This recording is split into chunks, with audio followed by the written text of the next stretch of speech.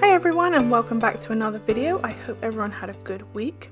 Today we are continuing our fresh produce series of soaps, and at the end of July, blueberries are just about becoming available and ripe for the picking. So we are going to be making a fresh blueberry soap. Now I'm going to start out this soap the same way as I usually do. I have my melted oils and my hot lye water solution. They are both at about 100 degrees Fahrenheit today, and I am pouring my lye water solution into my oils and bringing them to emulsification by stirring those with my spatula. I want to stir them for a while until I am completely sure that my oils and my lye water solution are fully emulsified, so they are not going to split back apart. We have a few additives to add into the soap today. So this design is going to have a white background, so I'm adding some zinc oxide into the background of this soap. Adding quite a bit. The other additives are going to deepen the colour of this soap. And then I'm going to add my fresh blueberries. Now I have blended these up to make a nice smooth paste, and then added some water and blended them for a little bit longer. I'm adding a pint of fresh blueberries to my soap batter with the zinc oxide. I'm going to stir that all in, and you can see that it has made my soap really deep blue that hasn't stuck, and it's going to gradually turn into a light tan colour throughout the process of this soap making. But it is going to have some nice speckles in it from the blueberry skin and the blueberry seeds. So I'm going to disperse that with my stick blender, make sure that blueberry is fully incorporated into the soap batter and it's all nice and smooth before we move on to the next step. The essential oils that I'm adding to this soap is a blend of wintergreen, grapefruit and lemongrass essential oils. It gives us a really nice citrus, fresh, fruity blend. I love the smell of wintergreen. It's a really nice, sweet, minty scent, and it combines with these essential oils to produce a beautiful blend. So the center of this soap is going to have some little blue spots in to look like blueberries sitting in a nice creamy blueberry background. So I have some blue soap dough that I have previously made, and I am rolling those out into little balls to make little blueberries to go throughout this soap. I'm going to roll all of this block of soap into my blueberries so that I can add those into the main batter of the soap, which will fill up this picture about halfway. That's going to give me a nice dispersed look, so there aren't too many blueberries in each bar, but it will be nice and full in most of the bars. So now I've got all of those blueberries made, I am adding those into my soap batter. And in reality I did make those soap blueberries before I started. So I've added those in, and I've made sure that they have been sitting there at room temperature, so they're not going to make my soap batter seize at all. I'm just stirring those through to make sure they are evenly spread all the way through my soap batter. And when I'm happy that that is all done, I have got my soap molds, and I'm going to divide my soap batter between the two molds.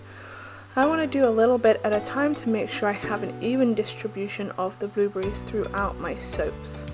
As you can see, my soap batter is setting up a little bit quickly today, and that's just because of the lemongrass essential oil that I use.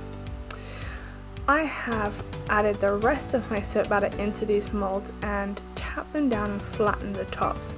I've made sure that not too many of my blueberry embeds are close to the top, so that I can use the back of my spoon to create the texture that I'm looking for. Now these soaps have gone a very orangey pink colour because of the blueberries that I've put in, but as those cure, that is going to fade to a white and then back out to a dark tan colour.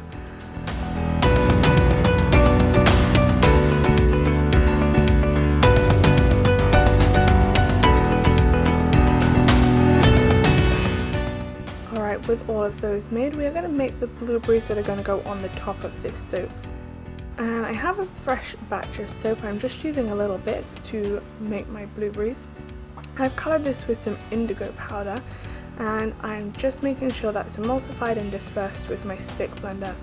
I want this to be nice and thin to put into the molds because the cavities of the molds are very small and intricate.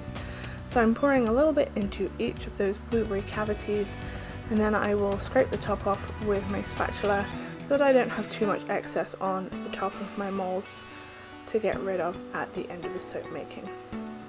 Alright, and here are the blueberries when they've set up. I like to leave these to set for about a week if possible, so that it makes it a little bit easier to get them out of the mold. I'm going to go ahead and add 2 or 3 onto the top of each bar. I'm just using 1 blueberry on each bar at the moment to act as a marker for my bar size, and I'm going to try and add those in so that they don't get too cut when I end up cutting this loaf. So I'm placing 3 little blueberries on top of each one, and some of them are going in a little gathering, some are just going to end up in a line. Those little blueberries sitting right on top are just adorable. I love the way that these look. Blueberries are one of my favorite fruits, and wild Maine blueberries that we pick locally are just delicious. So here's a close look at the top of this soap with those little blueberries sitting there and the texture on the top, but this one is not finished. So I have left this soap to sit for 24 hours, and I've come back the next day to cut this loaf into bars. I'm going to line my soap up with my multi-bar cutter to make sure that I don't cut through too many of those blueberries. There are 1 or 2 casualties in this one, but that can't be helped. So let's take a look at the inside of this loaf. You can really see the final colour that this is going to go, the dark sort of tan colour. And I love the little blueberry speckles in there with the larger blueberry blobs in there. The soap just looks so cute with those little blueberries right on top. And the finishing touches that we're going to add in a minute is just going to finish this bar off beautifully. Those nice blue blueberries sitting in the creamy background look just like a bowl of blueberries and cream. It looks so good and it smells delicious. Alright, the last thing we're doing to this soap is piping some leaves on the top. So I'm going to use a Wilton 66 tip, which is one of the smaller Wilton tips. And I'm going to add that to my piping bag, and I have added my soap in. I've coloured this soap in with spirulina, so I've got a nice leafy green colour.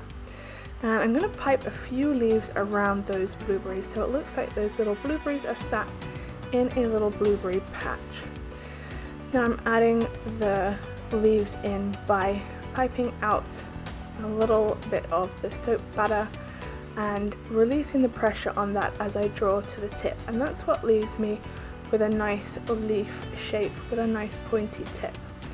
This soap batter is loose, so I'm not getting as much definition of those leaves, which make them look like blueberry leaves, a nice shape and size of little blueberry leaves.